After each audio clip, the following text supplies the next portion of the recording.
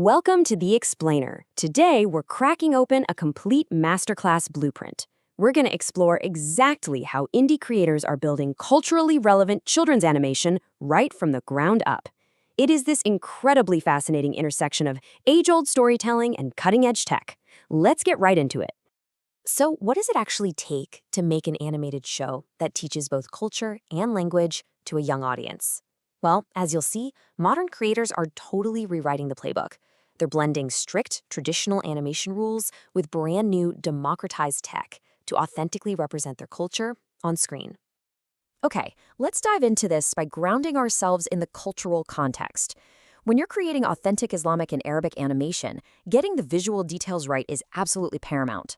I'm talking about accurately depicting traditional clothing, like the thobe, that ankle-length garment with long sleeves worn by men in the Arabian Peninsula, or the abaya for women, or the keffiyeh, head covering. You know, these aren't just background aesthetic choices. They are vital visual anchors that look a kid in the eye and say, hey, this story is about your world.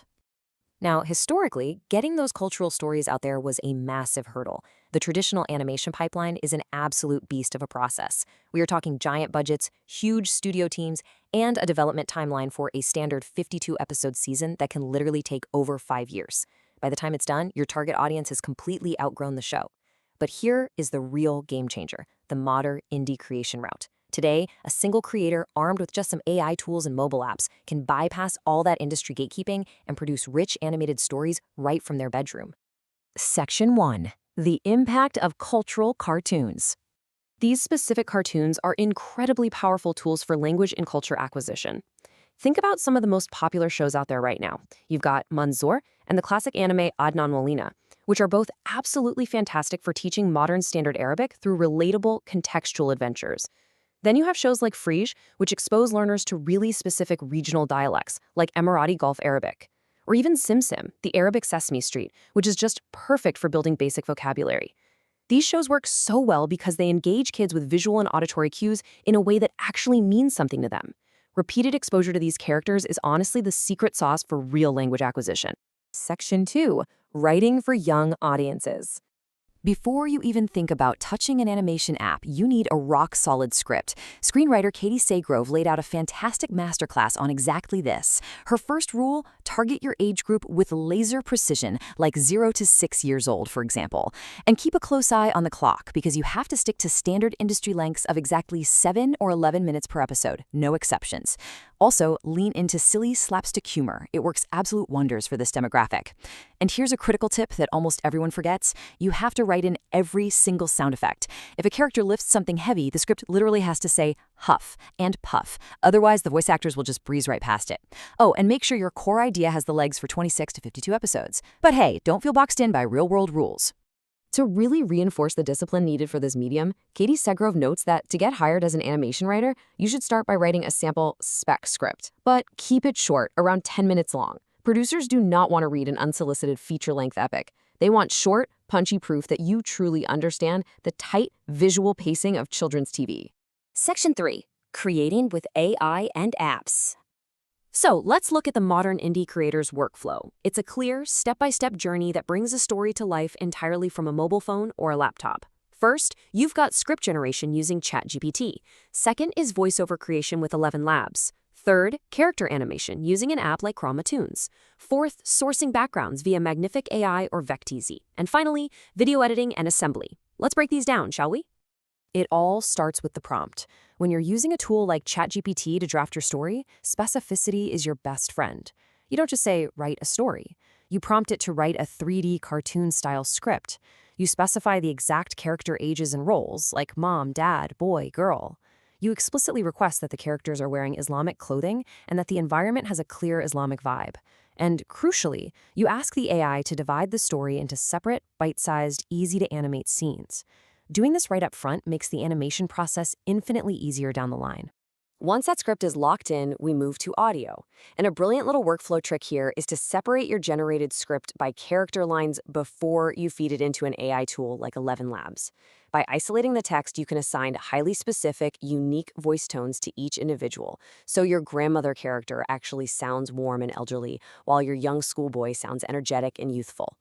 Now, what's really interesting here is how incredibly simple the actual animation process has become, especially with mobile apps like Chromatunes. You just import your custom, culturally accurate characters, and then set the digital background to bright green. The app lets you assign up to 6 specific physical moves to a character, things like walking, talking, or sitting. You trigger those moves based on your script, and you just screen record the app while the animation plays out against the green screen. That's it. Finally, the polish. You bring it all together in the video editor. You search stock sites for things like an animated room or a village background.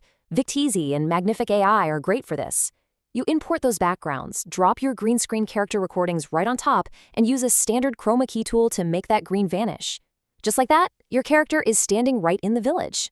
Then you align their physical movements with the imported audio track you made earlier. Sprinkle in those essential sound effects and some music, add your scene transitions, and boom, you've got a finished scene. Section 4. Teaching through animated stories. All these democratized tools, they are being used right this very second to teach deep moral and religious values to children. For instance, creators are framing some really heartfelt stories around themes like Ramadan. In one great example we looked at, characters learned that giving their own money to buy food for the poor brings great blessings. Animation gives kids a highly engaging, visual way to truly internalize these important moral lessons. Another prime example is using this medium to teach daily religious practices. Take the beautiful Islamic supplication recited before sleeping, Allahumma bismika amutu wa ahya, which translates to, O Allah, with your name I die and I live. Creators frequently pair this recitation with soothing, gentle visuals to help young children learn the dua by heart before bed. And this brilliantly illustrates the sheer power of animation. There's this really catchy Bangla cartoon song that contextualizes the entire bedtime sunnah routine. It shows the animated characters brushing their teeth thoroughly, performing wudu or ablution, dusting off their bed, sleeping on the right side, and finally reciting that sleeping dua. It takes what could just be a dry checklist of daily hygiene and religious habits and turns it into a fun, musical, and totally memorable lesson for kids. The ultimate goal of these specific bedtime routines is captured so perfectly in this thought from our sources. Reciting the sleep dua will bring a relaxed night, finding peace and tranquility tonight. That's what it's all about. Providing young viewers with a deep sense of comfort and protection, warding off bad dreams, and just ending their day on a really positive, culturally enriching note. Which brings us to our final thought. The traditional barriers to entry in the animation industry are completely gone. By democratizing these tools, absolutely anyone can preserve and share their culture, their language, and their core values. The blueprint is literally right there waiting for you. So the only question left is, what story will you bring to life for the next generation?